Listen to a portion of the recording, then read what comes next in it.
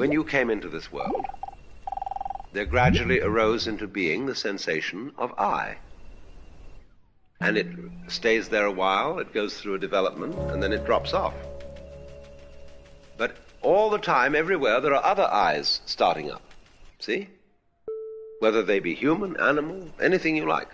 They be in other galaxies, etc. Always, they're starting up. Now, you would say, is there no connection between them? No, in the same way there is no connection between the molecules in your hand. And yet you say it is a hand. But if you look at it under a powerful enough microscope, the molecules in your hand are miles apart. And you would say there's no connection between them. What's the connection between this galaxy and other galaxies? Well, we can't see any connection. And yet there are gravitational swings whereby they respond to each other and move in a certain collective order. So in a very similar way, the constant appearance of beings who feel that they are I constitute a wave motion. You can see it either way. You can see yourself, in other words, as existing only now. That's the only you there is. The alternative to that, logically, is to see yourself as everything.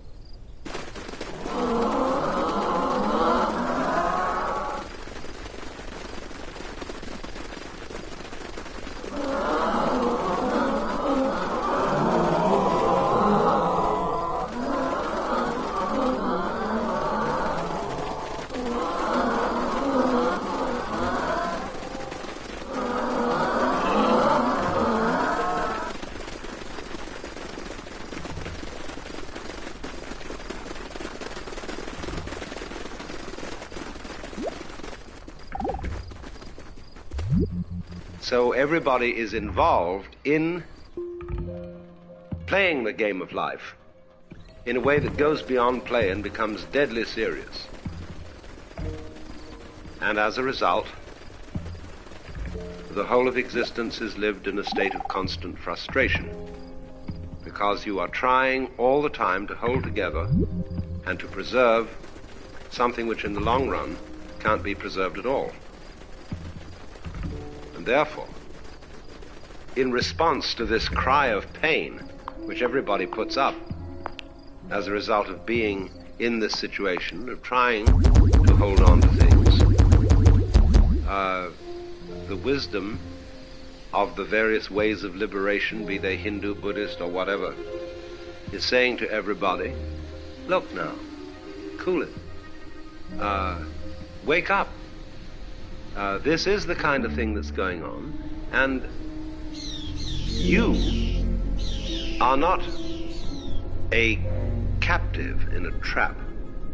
You're not just some mere little measly being that somehow or other was brought into an insane universe. But you are what the thing is. You are not the victim. You are the system. Only you have identified yourself with a one wave in it. That is to say, a particular accumulation of memories, of associations, of skills, of things that you've learned. And you don't want to let go of them, because you found in that accumulation of memories, which you call yourself, an identity. So you know where you are, or think you do. But actually, you don't need to be anywhere. Where is the universe? Think up an answer to that one. And so the question, where is the universe, is really ultimately the same question as where are you? And so what this is saying is, look, let go.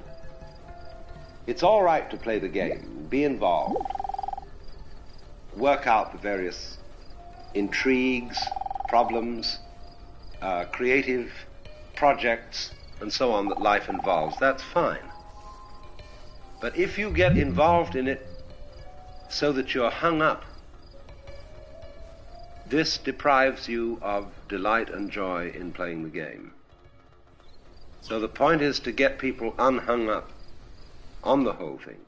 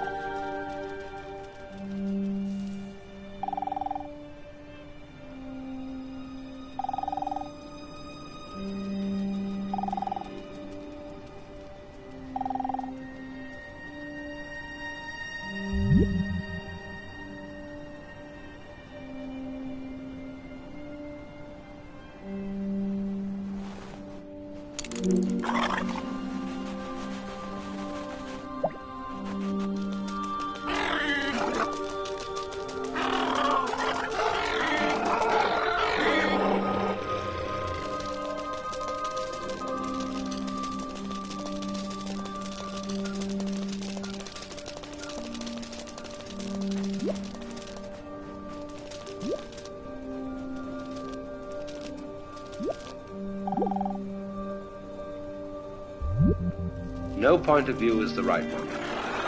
Infinitely many points of view are possible. But if you take a point of view and you insist that's the only point of view, then you're hung up on it. So long as you insist that black is black and white is white and that there are Republicans and Democrats and capitalists and communists and good guys and bad guys, it's a hang-up.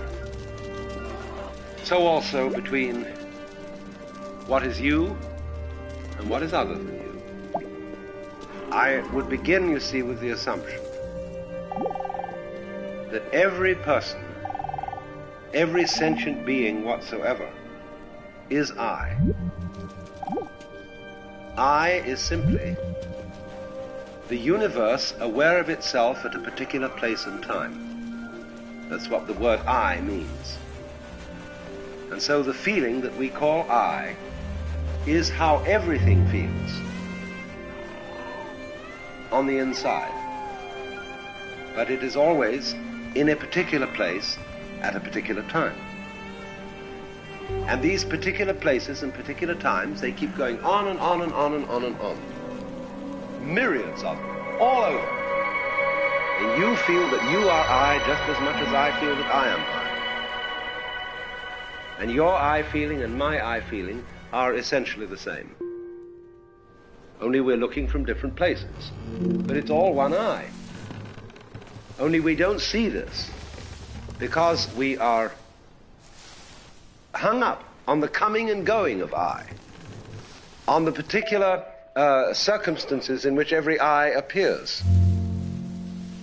So because of our myopia, because our point of view is fascinated by the details and the differentiations between everything that's going on, the differentiations between people, the differentiations between generations, we are so preoccupied with that particular view of things that we're hung up on it.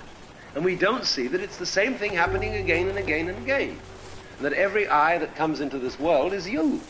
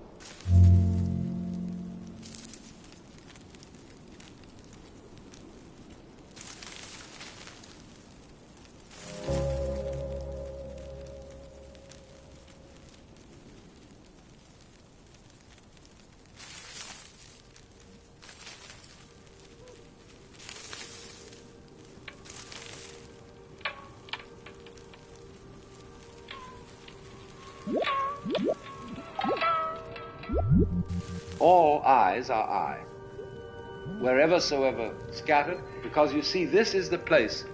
At the point called here and now, this universe knows itself on the inside.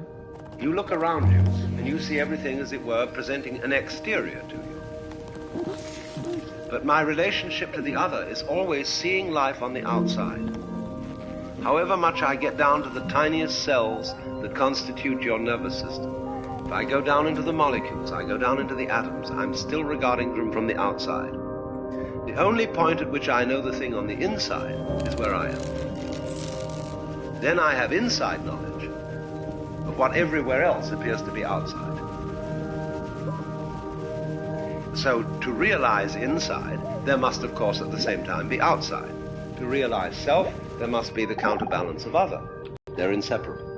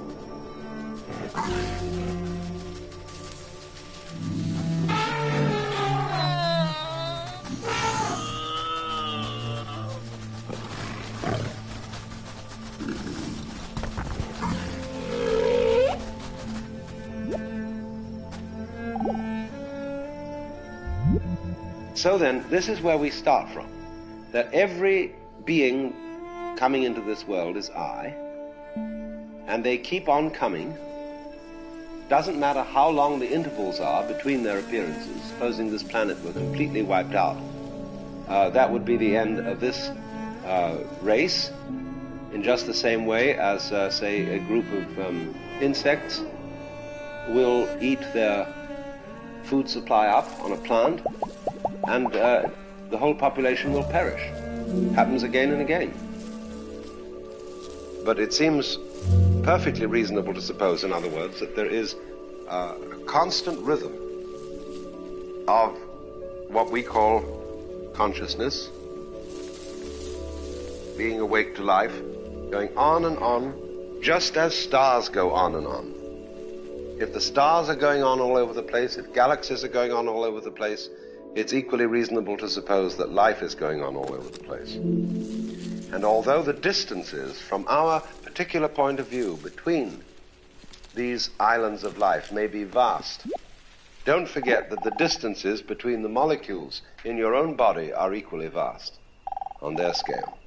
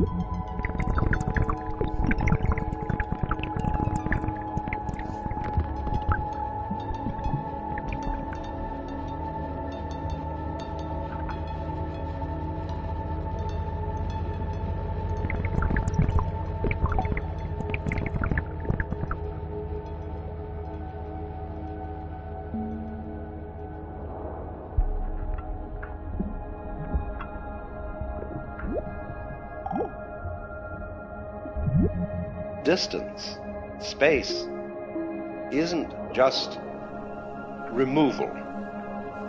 Space isn't just nothing. This is the grand delusion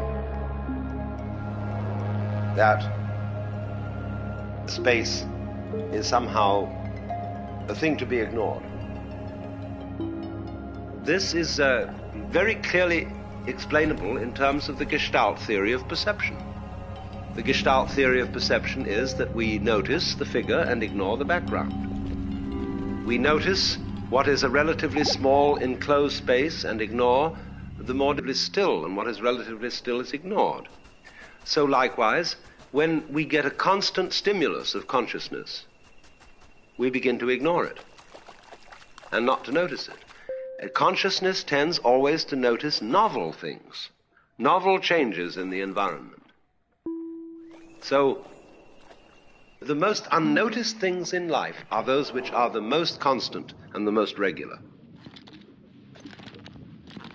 And because you see you lose touch with the most constant and the most regular things, you screen them out of your general thought as insignificant. They don't matter. They're not there. And the most ignored thing is space.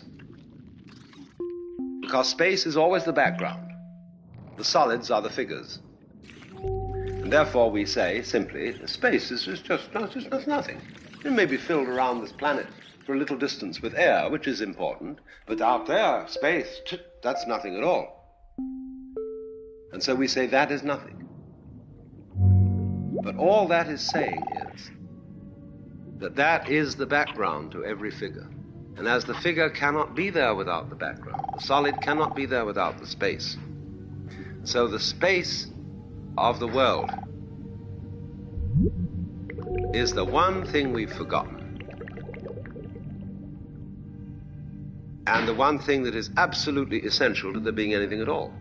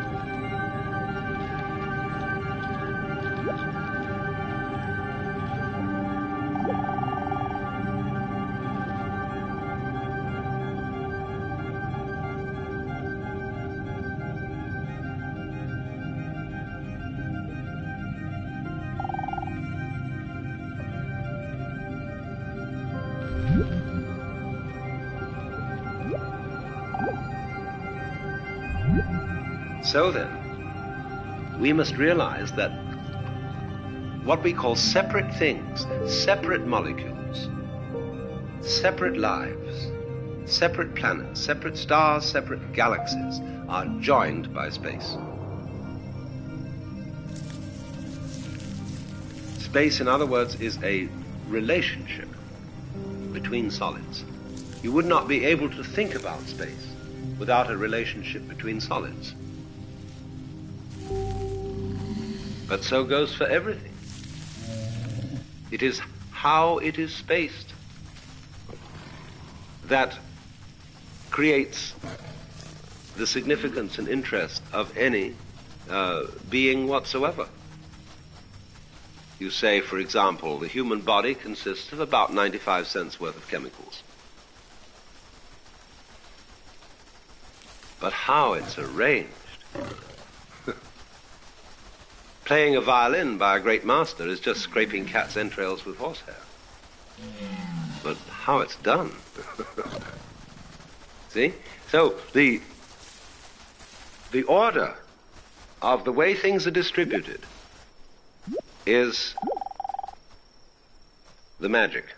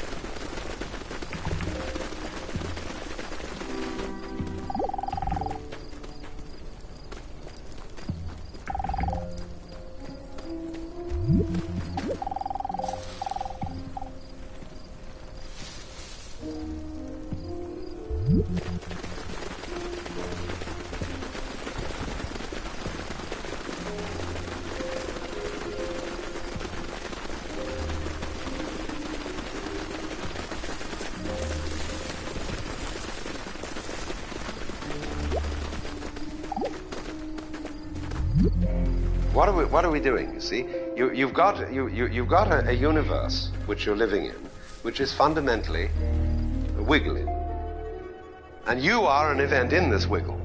See, only you're trying to straighten it out. You're trying to see order in it.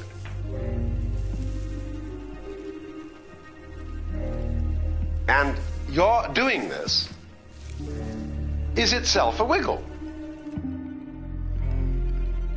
After all, you may say, one or two things in here are straight, you know? And it's their nature to go that way, to be orderly things, to be straight things, or whatever other quality you want to put on. And we are like that.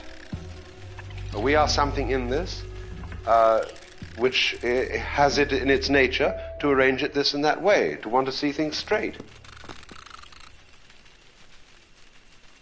But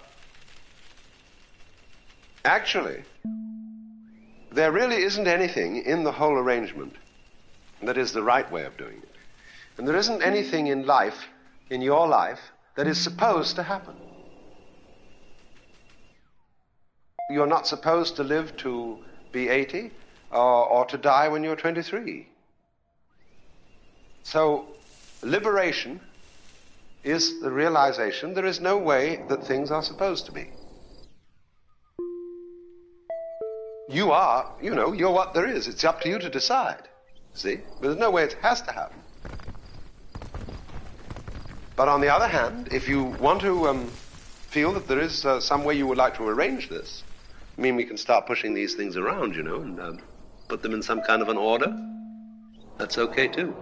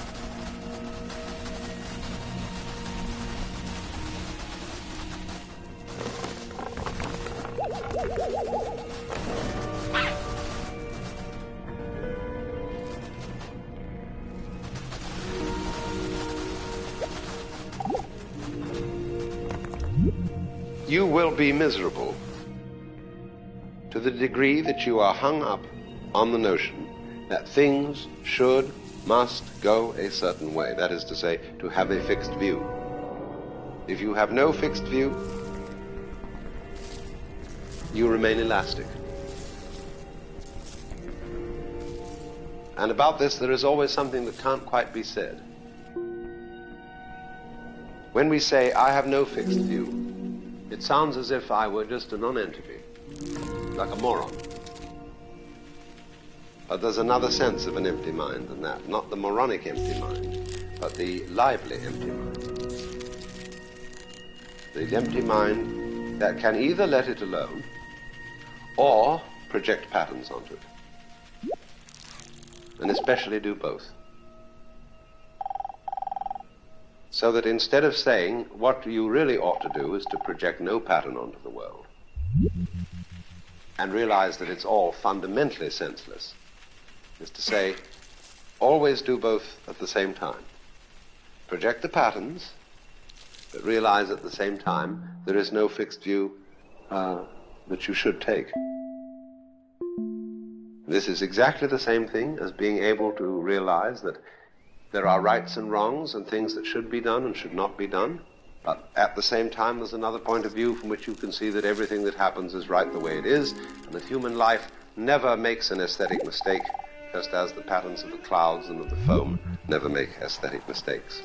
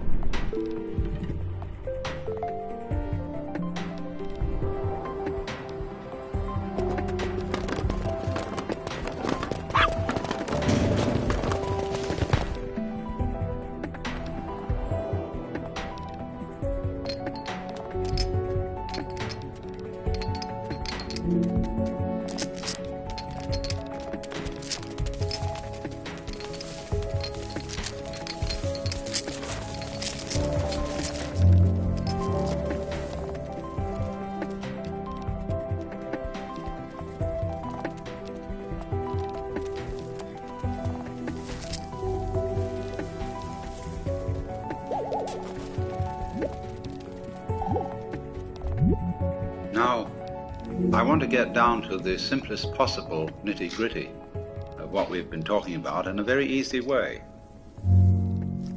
To ask ourselves the question, quite fundamentally, what's all the trouble about? In other words, what is your state of mind when you contemplate the possibility of everything becoming nothing? All right, so the universe is a transitory system, like a bubble, like smoke, like foam on the water. And so, how easy? Just go along with it, dissolve. So, what's the problem? Why don't we want to give up? What do we think we're going to get by holding on and by resisting the dissolution? What I'm interested in for you to feel is, what do you really feel like inside at the prospect of there being nothing, of this whole thing being a bubble that dissolves? You see, about death, the reality of approaching death, people are apt to feel chilly, cold, lonely, scared because it's an unknown. The most frightening thing about death is there might be something beyond it, and you don't know what it is.